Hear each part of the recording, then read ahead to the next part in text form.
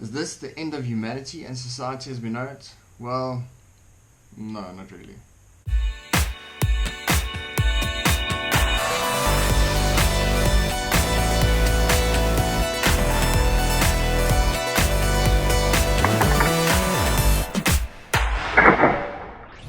How's it going, guys? Welcome back to Quentin and the Gun Guys. So this is a bit of a thought experiment about the 3 guns I would say is best used in a apocalypse situation. It's titled Coronavirus Apocalypse. So do I think COVID-19 is going to end humanity? No, I don't think so at all. But this isn't the first, and it's not going to be the last coronavirus hitting humanity. So everyone expected zombies and something nuclear maybe for the apocalypse, and what did we get? Well, no toilet paper and working from home. Very exciting. This was a bit of a wake-up call for everyone, just how fragile our society is, how quickly things can go south, and then nothing's set in stone, and the only person responsible for your safety is you, whether it be your physical safety or your health. You really need to look after yourself, and being prepared, as we saw, isn't a bad thing. Let's get to the most exciting part of this video, which is the guns, because I am Quentin, the gun guy. I divided it up into short range, medium range, and long range. I think that covers all the bases, and I'm going to go through the setup for each one and the weapons that I chose. Number 1 is going to be short range. So what I chose is my Glock 19. Firearm is safe, so really reliable. You can check out all the torture tests on YouTube. Really comfortable gun. There's quite a big advantage in choosing a 9mm. All the NATO cartridges, you know you're not going to battle with ammo. So if things really go south, there's a lot of surplus ammo circulating around. So I'd say stick with something NATO. 9mm is just about the most available cartridge in the world. I think there's quite a few others. Only one that really challenges it is the 22 long rifle and the 308 Winchester. So really good choice. All the militaries have it, all the police have it as well. So if your stockpile of ammo starts running low, there's lots of other places to get it. My setup for this specific Glock, you see there's no weapon light. I really do like a weapon light. I do carry it every day as well. Problem with a weapon light is South Africa don't really have a constant supply of electricity. If things go really well, things aren't going well, things are going south. So weapon light, you need to charge it. So I didn't choose it for my apocalypse scenario because I'm not sure there is going to be electricity to charge it. So let's cut that out completely. I do have the night sights though. These are tritium sights, so they glow for the next, let's say, 10 years. They are solid, they're not going to break, and you're probably not going to be able to break this Glock anyway.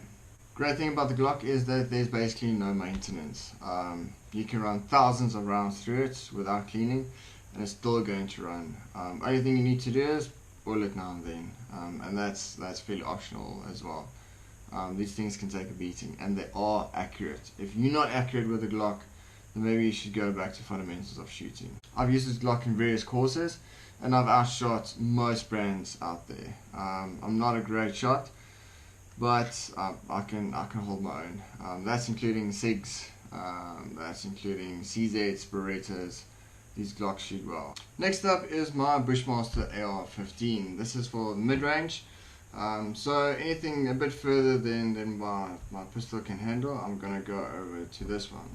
Round count is 30, firearm is safe, mag empty, and chamber is clear.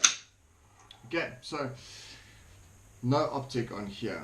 One optic because optics can fail. A lot of guys run the red dots on this. Batteries run out, so you might not be able to get batteries long run. This isn't the best or most solid rear sight. This is the plastic Magpul ones. Do you need a rear sight? Not really. I've tested it. I can shoot well enough within reason with just the front sight. Keeping it down, you're not going to damage it. So long trekking, you're not going to damage the sight. So when you need it, you flip it up and I'm online. So not a too major thing. This is a very basic setup. Basic means that less things to go wrong. I've got a 2-point sling on it, just more comfortable to get it out of the way. Adjustable rear stock, just makes it more comfortable. So really nice. I actually love this rifle. Not a lot of drawbacks. It's not as reliable as a Glock is. Let's say it can't take the same beating an AK can, but it's still within bounds, very reliable. I've got a couple of thousand rounds through this one, and I've got 0 problems with it. Really nice rifle. Accurate. I did have a scope on it. I decided to take it off. It was just too bulky with a scope.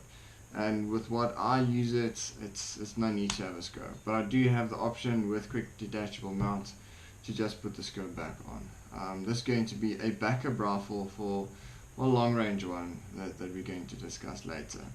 Chambered in 5.56 NATO. Again, NATO rounds will always be plentiful. You're always going to get NATO rounds. Chance of it running out is very scarce, and you can also run the 223 Remington through that, which is the sister caliber to the 5.56. Really nice. As stated, needs a little bit more maintenance to keep it running. What I saw is you just need to keep it oiled. That's the main thing. I've left it dirty. It still keeps on running. This Bushmaster really can take a beating. But oil, it definitely needs oil. Otherwise you start running into extraction problems with the bolt. Otherwise, yeah, this is absolutely brilliant rifle. Now for the long range, this is my Tikka T3X, chambered in 260 Remington. This is my competition rifle that I use for SA hunters and gong shoots. So I'm quite confident in running this from any short range up until about 500 meters. And firearm is safe. Keep this bolt open. Adjustable cheekpiece. I actually swapped out my brother's one. This is from the Super Volmeter. Adjustable cheekpiece makes it a bit easier getting it up and getting your eye relief consistent. Scope on it is a Delta Titanium. This is a 4.5 to 30 if we really want to reach out and touch someone. The model is a Volmeter with a bull barrel. Problem with this is that it's quite heavy, so I would say that's the only drawback. This is a big scope, this is a heavy barrel, so going for long distances is a bit of a pain, but I have hunted with it quite easily. Doing the whole loadout with this and the AR-15, that might be a bit heavy. Nice thing about the 260 Remington is that the rounds are quite light. It's about the size of a 308. A bit lighter because the bullet projectile is slightly smaller, so not difficult to carry a lot of ammo, but otherwise a super easy rifle. Bolt action, basically no maintenance. There's very little that can go wrong. Great for hunting. Let's say food is running low, you need to hunt for meat.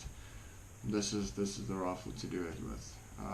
You can quite easily get headshots as well if you want to. You won't waste any meat, or broadside shots just for making sure that you get your animal. Only drawback with this is 260 Remington. You are going to battle to get ammo for it. I reload, so as long as I've got reloading equipment, I'm going to have ammo for it. But it's not a NATO cartridge, so probably going for something like a 308 in the same setup will probably be a bit better, because it's a 7.62 NATO cartridge. NATO again, you'll always get ammo. If this scope breaks, which you probably won't, I actually had this scope on my 30-06 that I used for hunting purposes, and this took a beating and it never lost 0. Let's say you take a big tumble, scope breaks, there's no backup sights, so that's a big drawback. As stated earlier, if I take my AR-15 and I put those quick detachables back on with the scope, I can use that for the same purpose as this, but otherwise I'd rather keep this for the long range purposes and look after it a bit better. So drawback, yeah, no sights. Great thing is reliability, basically no maintenance, and then range. This is brilliant range. And stay safe out there, guys. Practice social distancing. Let's flatten that curve, and wash your hands. Keep it clean. Hand sanitizer.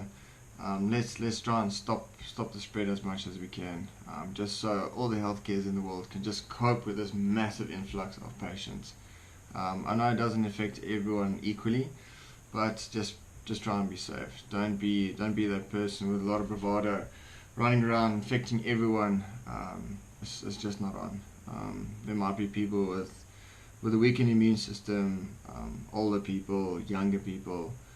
Just don't be that guy just running around. Use your PPE, your personal protection equipment. If you want to use a mask, use a mask. It can't be a bad thing. You don't know if you have it or not until you get tested. So really, guys, please be safe out there. So this was a light-hearted video. Don't take it too seriously. I don't think the world is going to end tomorrow. But it's always good to have a bit of a thought experiment, play around with ideas, maybe just be prepared for the worst if things do go south. If you do differ from me, please just leave a comment below.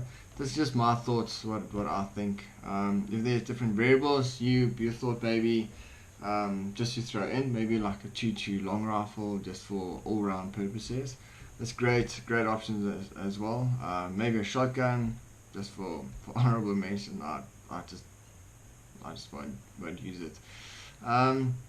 Yeah, so if you did enjoy this video, please consider liking, sharing and subscribing. Have a good one.